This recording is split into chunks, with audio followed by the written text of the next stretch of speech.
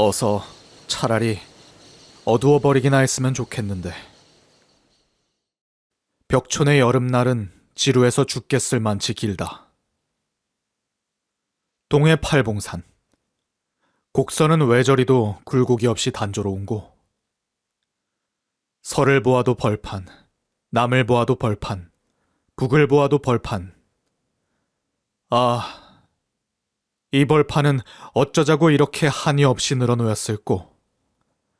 어쩌자고 저렇게까지 똑같이 초록색 하나로 되먹었노.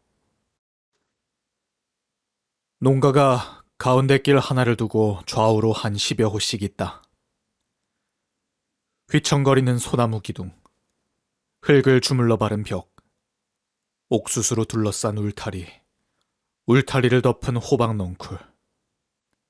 모두가 그게 그것같이 똑같다. 어제 보던 뎁사리 나무, 오늘도 보는 김서방, 내일도 보아야 할 흰둥이, 검둥이. 해는 100도 가까운 볕을 지붕에도 벌판에도 뽕나무에도 암탉꼬랑지에도 내리쪼인다. 아침이나 저녁이나 뜨거워서 견딜 수가 없는 염서 계속이다. 나는 아침을 먹었다. 할 일이 없다. 그러나 무작정 널따란 백지 같은 오늘이라는 것이 내 앞에 펼쳐져 있으면서 무슨 기사라도 좋으니 강요한다. 나는 무엇이고 하지 않으면 안 된다. 무엇을 해야 할 것인가 연구해야 된다. 그럼 나는 최서방네 집 사랑 툇마루로 장기나 두러 갈까? 그것 좋다. 최서방은 들에 나갔다. 최서방네 사랑에는 아무도 없나 보다. 최서방의 조카가 낮잠을 잔다. 아하, 내가 아침을 먹은 것은 10시나 지난 후니까 최서방의 조카로서는 낮잠 잘 시간이 틀림없다. 나는 최서방의 조카를 깨워가지고 장기를 한 판 벌이기로 한다. 최서방의 조카와 10번 두면 10번 내가 이긴다. 최서방의 조카로서는 그러니까 나와 장기 둔다는 것, 그것부터가 권태다. 밤낮 두어야 마찬가지일 바에는 안 두는 것이 차라리 낫지. 그러나 안 두면 또 무엇을 하나? 둘 수밖에 없다. 지는 것도 권태거늘 이기는 것이 어찌 권태 아닐 수 있으랴. 10번 두어서 10번 내리 이기는 장난이란 10번 지는 이상으로 싱거운 장난이다. 나는 참 싱거워서 견딜 수 없다. 한 번쯤 져주리라고 나는 한참 생각하는 채 하다가 슬그머니 위험한 자리에 장기 조각을 갖다 놓는다. 최서방의 조카는 하품을 쓱 한번 하더니 이윽고 둔다는 것이 딴전이다. 의뢰이 질 것이니까 골치 아프게 술을 보고 어쩌고 하기도 싫다는 사상일이라. 아무렇게나 생각나는 대로 장기짝을 갖다 놓고는 그저 얼른 끝을 내 져줄 만큼 져주면 이 상승장군은 이 압도적 권태를 이기지 못해 제출물에 가버리겠지 하는 사상일이라. 가고 나면 또 낮잠이나 잘 작정일이다. 나는 부득이 또 이긴다. 이제 그만두잔다. 물론 그만두는 수밖에 없다. 일부러 져준다는 것조차 어려운 일이다. 나는 왜 저 최서방의 조카처럼 아주 영영 방심 상태가 돼버릴 수가 없나? 이 질식할 것 같은 권태 속에서도 사소한 승부에 구속을 받나? 아주 바보가 될 수는 없나? 내게 남아있는 이 치사스러운 인간이욕이 다시 없이 밉다. 나는 이 마지막 것을 면해야 한다. 권태를 인식하는 신경마저 버리고 완전히 허탈해버려야 한다.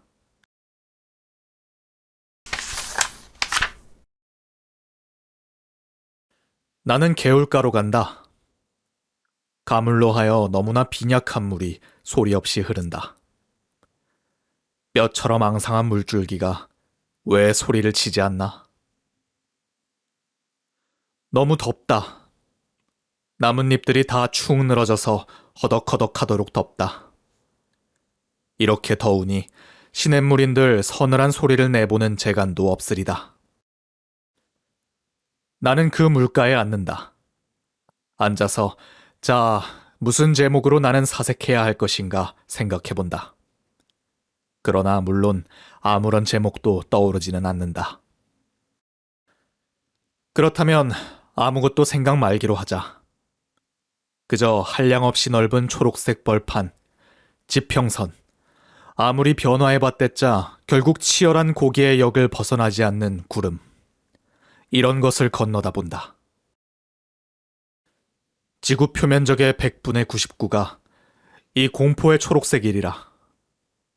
그렇다면 지구야말로 너무나 단조무미한 채색이다. 도외에는 초록이 드물다. 나는 처음 여기 표착했을 때 이 신선한 초록빛에 놀랐고 사랑했다. 그러나 닷새가 못 돼서 이 일망무제의 초록색은 조물주의 몰취미와 신경의 조잡성으로 말미암은 무미건조한 지구의 여백인 것을 발견하고 다시금 놀라지 않을 수 없었다. 어쩔 짝정으로 저렇게 펄으냐. 하루 왼종일 저 푸른 빛은 아무 짓도 하지 않는다. 오직 그 푸른 것에 백치와 같이 만족하면서 푸른 채로 있다. 이윽고 밤이 오면 또 거대한 구덩이처럼 빛을 잃어버리고 소리도 없이 잔다.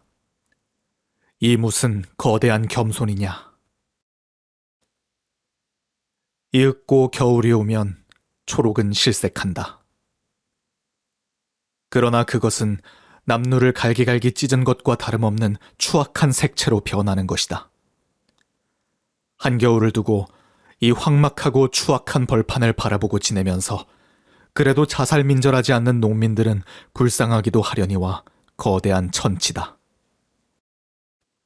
그들의 일생이 또한 이 벌판처럼 단조한 권태일색으로 도포된 것이리라. 일할 때는 초록벌판처럼 더워서 숨이 칵칵 막히게 싱거울 것이요. 일하지 않을 때는 겨울 황원처럼 거칠고 구지레하게 싱거울 것이다. 그들에게는 흥분이 없다.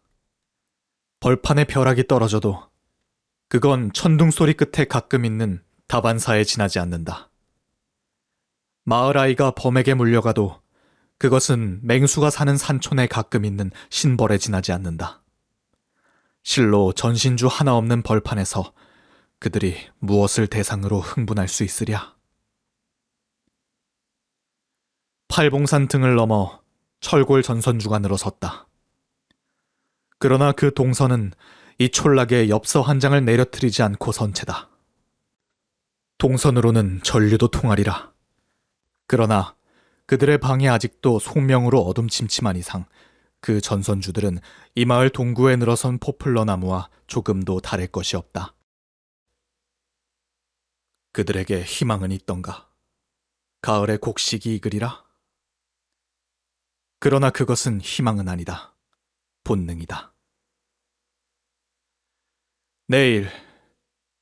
내일도 오늘 하던 계속의 일을 해야지. 이 끝없는 권태의 내일은 왜 이렇게 끝없이 있나? 그러나 그들은 그런 것을 생각할 줄 모른다. 간혹 그런 의혹이 전광과 같이 그들의 흉리를 스치는 일이 있어도 다음 순간 하루의 노역으로 말미암아 잠이 오고 만다. 그러니 농민은 참 불행하도다. 그럼 이 흉악한 권태를 자각할 줄 아는 나는 얼마나 행복한가.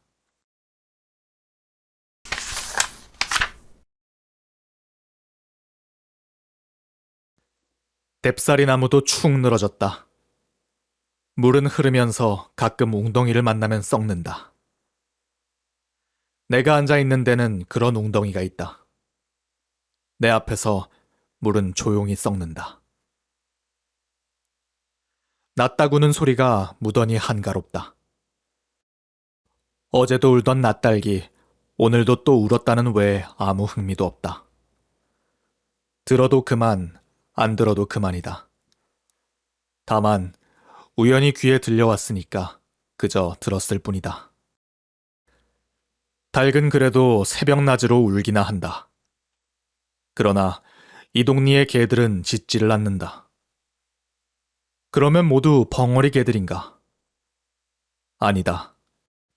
그 증거로는 이동리 사람 아닌 내가 돌팔매질을 하면서 위협하면 심리나 달아나면서 나를 돌아다보고 짖는다.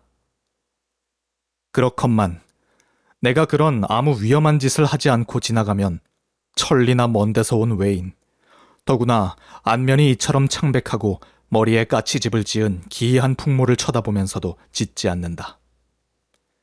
참 이상하다. 어째서 여기 개들은 나를 보고 짖지를 않을까? 세상에도 희귀한 겸손한 겁쟁이 개들도 다 많다. 이 겁쟁이 개들은 이런 나를 보고도 짖지를 않으니 그럼 대체 무엇을 보아야 짖으랴? 그들은 짖을 일이 없다. 나그네는 이곳에 오지 않는다. 오지 않을 뿐만 아니라 국도 연변에 있지 않은 이 촌락을 그들은 지나갈 일도 없다. 가끔 이웃마을의 김서방이 온다. 그러나 그는 여기 최서방과 똑같은 복장과 피부색과 사투리를 가졌으니 개들이 짖어 무엇하랴. 이 빈촌에는 도적이 없다. 인정 있는 도적이면 여기 너무나 비난한 색시들을 위해 훔친 비녀나 반지를 가만히 놓고 가지 않으면 안 되리라. 도적에게 이 마을은 도적의 도심을 도적맞기 쉬운 위험한 지대리라. 그러니 실로 개들이 무엇을 보고 짖으랴. 개들은 너무나 오랫동안, 아마 그 출생 당시부터 짖는 버릇을 포기한 채 지내왔다. 몇 대를 두고 짖지 않은 이곳 개들은 드디어 짖는다는 본능을 상실하고 만 것이리라. 인제는 돌이나 나무 토막으로 얻어맞아서 견딜 수 없을 만큼 아파야 겨우 짖는다.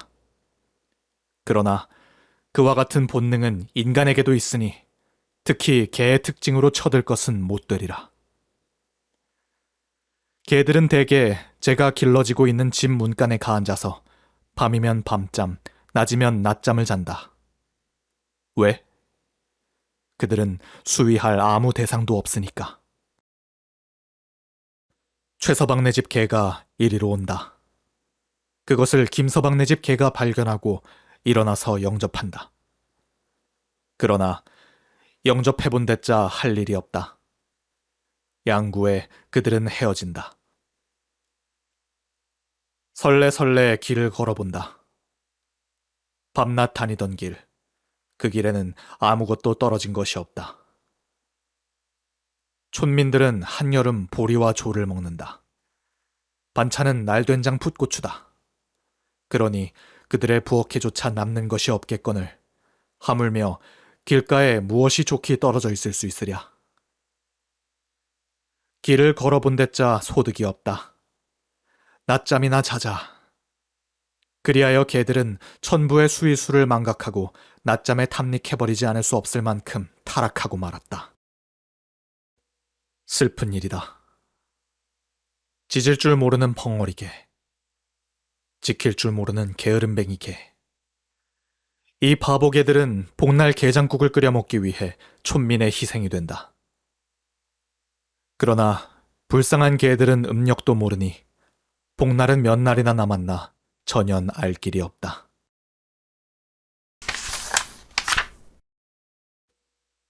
이 마을에는 신문도 오지 않는다. 소위 승합자동차라는 것도 통과하지 않으니 도외의 소식을 무슨 방법으로 알랴. 오관이 모조리 박탈된 것이나 다름없다. 답답한 하늘, 답답한 지평선, 답답한 풍경, 답답한 풍속 가운데서 나는 이리 뒹굴 저리 뒹굴 굴고 싶을 만치 답답해하고 지내야만 된다. 아무것도 생각할 수 없는 상태 이상으로 괴로운 상태가 또 있을까? 인간은 병석에서도 생각한다. 아니, 병석에서는 더욱 많이 생각하는 법이다. 끝없는 권태가 사람을 엄습했을 때 그의 동공은 내부를 향해 열리리라. 그리하여 망쇠할 때보다도 몇 배나 더 자신의 내면을 성찰할 수 있을 것이다. 현대인의 특질이요 질환인 자의식 과잉은 이런 권태치 않을 수 없는 권태계급의 철저한 권태로 말미암음이다. 육체적 한산, 정신적 권태, 이것을 토할 수 없는 계급이 자의식 과잉의 절정을 표시한다. 그러나 지금 이 개울가에 앉은 나에게는 자의식 과잉조차가 폐쇄됐다. 이렇게 한산한데, 이렇게 극도의 권태가 있는데 동공은 내부를 향해 열리기를 주저한다. 아무것도 생각하기 싫다. 어제까지도 죽는 것을 생각하는 것 하나만은 즐거웠다. 그러나 오늘 그것조차가 귀찮다. 그러면 아무것도 생각하지 말고 눈 뜬 채 졸기로 하자. 더워 죽겠는데 목욕이나 할까? 그러나 웅덩이 물은 썩었다. 썩지 않은 물을 찾아가는 것은 귀찮은 일이고 썩지 않은 물이 여기 있었기로서니 나는 목욕하지 않았으리라. 옷을 벗기가 귀찮다. 아니, 그보다도 그 창백하고 앙상한 수구를 백일 아래 널어 말리는 파렴치를 나는 견디기 어렵다. 땀이 옷에 배면 배인 채 두자. 그렇다 하더라도 이 더위는 무슨 더위냐? 나는 내가 있는 집으로 돌아와서 세수를 하기로 한다. 나는 일어나서 오던 길을 되도는 도중에서 교미하는 개 한 쌍을 만났다. 그러나 인공의 기교가 없는 충류의 교미는 풍경이 권태의 그것인 것 같이 권태의 그것이다. 동리 동해들에게도 젊은 촌부들에게도 흥미의 대상이 못 되는 이 개들의 교미는 또한 내게 있어서도 흥미의 대상이 되지 않는다. 함석대하는 그 본연의 빛을 일찍이 잃어버리고 그들의 피부색과 같이 붉고 검다. 아마 이 집 주인 아주머니가 시집 올 때 가지고 온 것이리라. 세수를 해본다. 물조차가 미지근하다. 물조차가 이 무지한 더위에는 견딜 수 없었나 보다. 그러나 세수의 관례대로 세수를 마친다. 그리고 호박넝쿨이 축 늘어진 울타리 및 호박넝쿨에 뿌리 돋친 데를 찾아서 그 물을 준다. 너라도 좀 생기를 내라고. 땀내 나는 수건으로 얼굴을 훔치고 툇마루에 걸터 앉아 있자니까 내가 세수할 때 내 곁에 늘어섰던 주인집 아이들 넷이 제각기 나를 본받아 그 대야를 사용해 세수를 한다. 저 애들도 더워서 저러는구나 하였더니 그렇지 않다. 그 애들도 나처럼 일거수일투족을 어찌하였으면 좋을까 당황해하고 있는 권태들이었다. 다만 내가 세수하는 것을 보고 그럼 우리도 저 사람처럼 세수나 해볼까 하고 따라서 세수를 해보았다는데 지나지 않는다.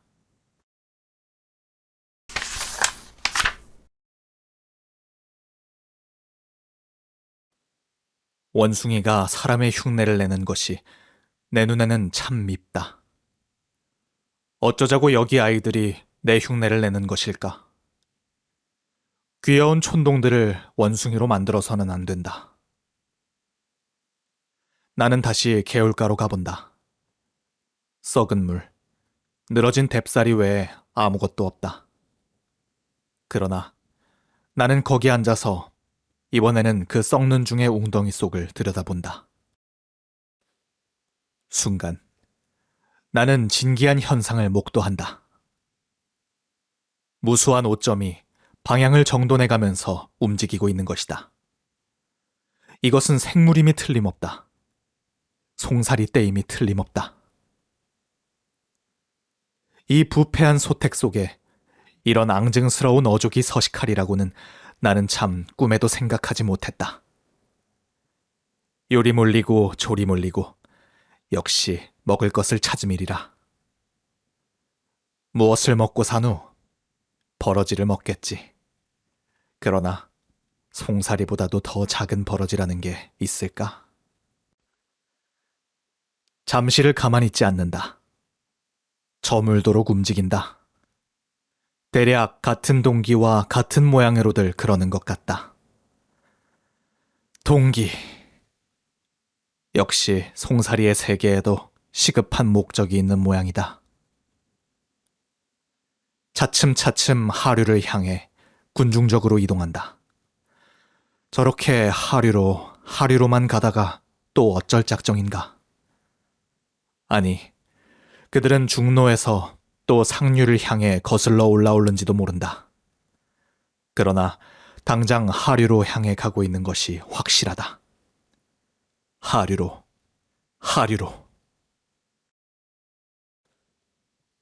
5분 후에는 그들의 모양이 보이지 않을 만치 그들은 멀리 하류로 내려갔다. 그리고 웅덩이는 아까와 같이 도로 썩은 물의 웅덩이로 조용해지고 말았다. 나는 그 자리에서 일어나서 풀밭으로 가보기로 한다. 풀밭에는 암소 한 마리가 있다. 그 웅덩이 속에 그런 맹랑한 현상이 잠복해 있을 수 있다니 하고 나는 적잖이 흥분했다. 그러나 그 현상도 소낙비처럼 지나가고 말았으니 잊어버리고 그만두는 수밖에. 소의 뿔은 이제 소의 무기는 아니다. 소의 뿔은 오직 안경의 재료일 따름이다. 소는 사람에게 얻어맞을 뿐이니까 소에게는 무기가 필요 없다. 소의 뿔은 오직 동물학자를 위한 표지다. 야후 시대에는 이것으로 적을 돌격한 일도 있습니다. 하는 마치 폐병의 가슴에 달린 훈장처럼 그 추억성이 애상적이다. 암소의 뿔은 수소의 그것보다도 더 한층 겸허하다. 이 애상적인 뿔이 나를 받을 리 없으니 나는 마음 놓고 그 곁 풀밭에 가 누워도 좋다. 나는 누워서 우선 소를 본다. 소는 잠시 반출을 그치고 나를 응시한다. 이 사람의 얼굴이 왜 이리 창백하냐. 아마 병인인가 보다. 내 생명에 위해를 가하려는 거나 아닌지 나는 조심해야 되지. 이렇게 소는 속으로 나를 심리했으리라. 그러나 5분 후에는 소는 다시 반출을 계속했다. 소보다도 내가 마음을 놓는다. 소는 식욕의 즐거움조차를 냉대할 수 있는 지상 최대의 권태자다. 얼마나 권태에 지질렸길래 이미 위에 들어간 식물을 다시 개워 그 시금털털한 반소화물의 미각을 역설적으로 향락하는 채 해 보임이리요. 소의 체구가 크면 클수록 그의 권태도 크고 슬프다. 나는 소 앞에 누워 내 세균같이 사소한 고독을 겸손하면서 나도 사색의 반추는 가능할는지 불가능할는지 몰래 좀 생각해본다.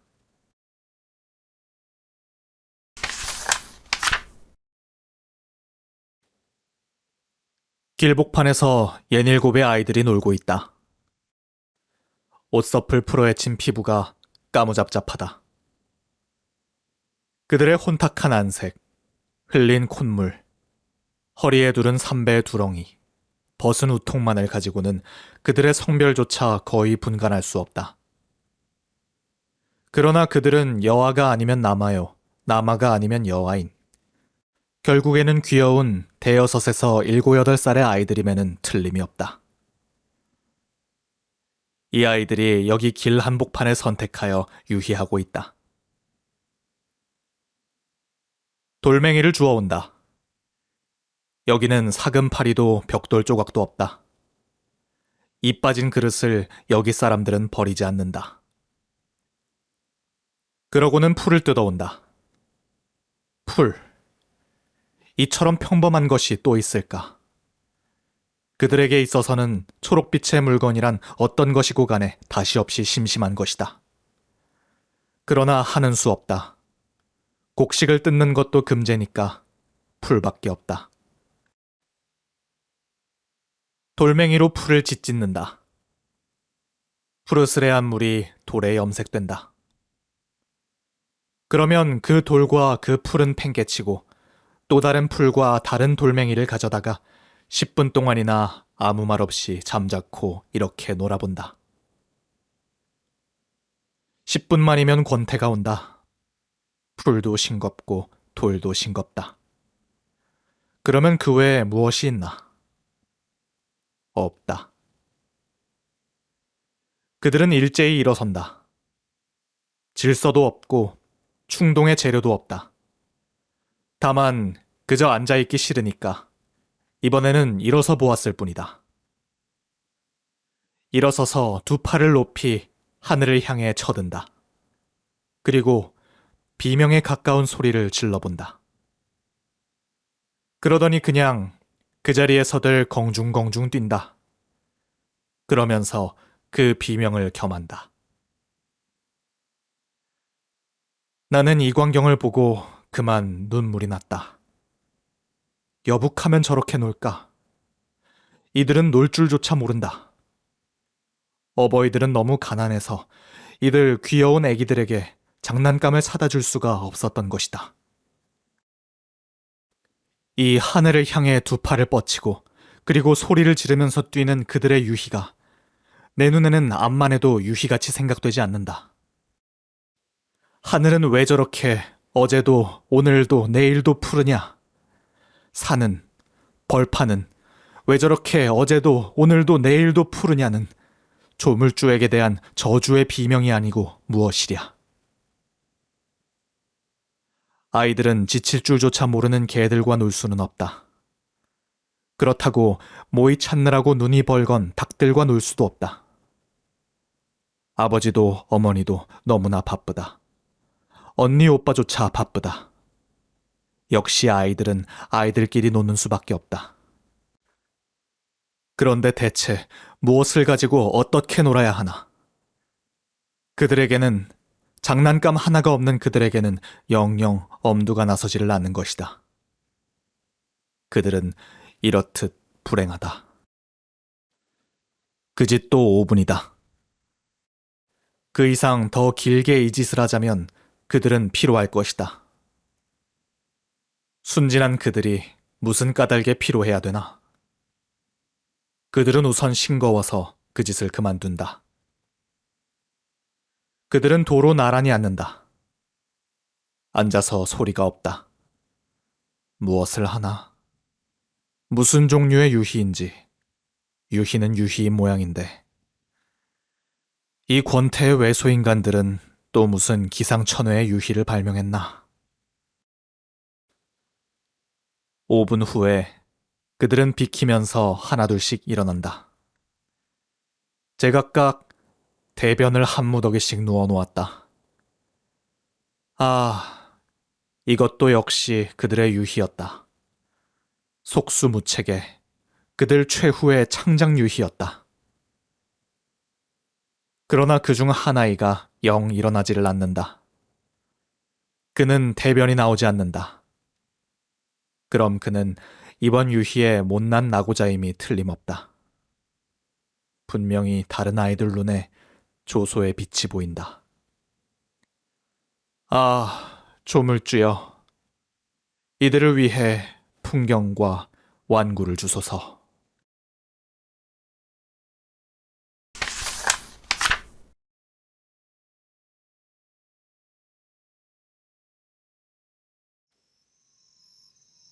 날이 어두웠다. 해저와 같은 밤이 오는 것이다. 나는 잠옷 이상하다. 가만히 생각해보면 나는 배가 고픈 모양이다. 이것이 정말이라면 그럼 나는 어째서 배가 고픈가? 무엇을 했다고 배가 고픈가? 자기 부패작용이나 하고 있는 웅덩이 속을 실로 송사리떼가 쏘다니고 있더라. 그럼 내 장부 속으로도 나로서 자각할 수 없는 송사리떼가 준동하고 있나 보다. 아무렇든 밥을 안이 먹을 수는 없다. 밥상에는 마늘장아찌와 날된장과 풋고추조림이 관성의 법칙처럼 놓여 있다. 그러나 먹을 때마다 이 음식이 내 입에, 내 혀에 다르다. 그러나 나는 그 까닭을 설명할 수 없다. 마당에서 밥을 먹으면 머리 위에서 그 무수한 별들이 야단이다. 저것은 또 어쩌라는 것인가? 내게는 별이 천문학의 대상이 될 수 없다. 그렇다고 시상의 대상도 아니다. 그것은 다만 향기도 촉감도 없는 절대 권태에 도달할 수 없는 영원한 피안이다. 별조차가 이렇게 싱겁다. 저녁을 마치고 밖으로 나와보면 집집에서는 모깃불의 연기가 한창이다. 그들은 마당에서 멍석을 펴고 잔다. 별을 쳐다보면서 잔다. 그러나 그들은 별을 보지 않는다. 그 증거로는 그들은 멍석에 눕자마자 눈을 감는다. 그리고는 눈을 감자마자 쿨쿨 잠이 든다. 별은 그들과 관계없다. 나는 소화를 촉진시키느라고 길을 왔다 갔다 한다. 되돌적마다 멍석 위에 누운 사람의 수가 늘어간다. 이것이 시체와 무엇이 다를까? 먹고 잘 줄 아는 시체. 나는 이런 신뢰로운 생각을 정지해야만 되겠다. 그리고 나도 가서 자야겠다. 방에 돌아와 나는 나를 살펴본다. 모든 것에서 절연된 지금의 내 생활. 자살의 단서조차를 찾을 길이 없는 지금의 내 생활은 과연 권태의 극, 권태 그것이다. 그렇건만 내일이라는 것이 있다. 다시는 날이 새지 않을 것 같기도 한 밤 저쪽에 또 내일이라는 놈이 한계에 버티고 서 있다. 마치 흉맹한 형리처럼. 나는 그 형리를 피할 수 없다. 오늘이 돼버린 내일 속에서 또 나는 질식할 만치 심심해해야 되고 기막힐 만치 답답해해야 된다. 그럼 오늘 하루를 나는 어떻게 지냈던가? 이런 건 생각할 필요가 없으리라. 그냥 자자. 자다가 불행히, 아니 다행히 또 깨거든 최서방의 조카와 장기나 또 한판 두지. 웅덩이에 가서 송사리를 볼 수도 있고 몇 가지 안 남은 기억을 소처럼 반추하면서 끝없는 나태를 즐기는 방법도 있지 않으냐. 불나비가 달려들어 불을 끈다. 불나비는 죽었던지 화상을 입었으리라. 그러나 불나비라는 놈은 사는 방법을 아는 놈이다. 불을 보면 뛰어들 줄을 알고 평상에 불을 초조히 찾아다닐 줄도 아는 정열의 생물이니 말이다. 그러나 여기 어디 불을 찾으려는 정열이 있으며 뛰어들 불이 있느냐? 없다. 나에게는 아무것도 없고 아무것도 없는 내 눈에는 아무것도 보이지 않는다. 암흑은 암흑인 이상 이 좁은 방의 것이나 우주에 꽉 찬 것이나 분량상 차이가 없으리다. 나는 이 대소 없는 암흑 가운데 누워서 숨 쉴 것도 어루만질 것도 또 욕심나는 것도 아무것도 없다. 다만 어디까지 가야 끝이 날지 모르는 내일, 그것이 또 창밖에 등대하고 있는 것을 느끼면서 오들오들 떨고 있을 뿐이다.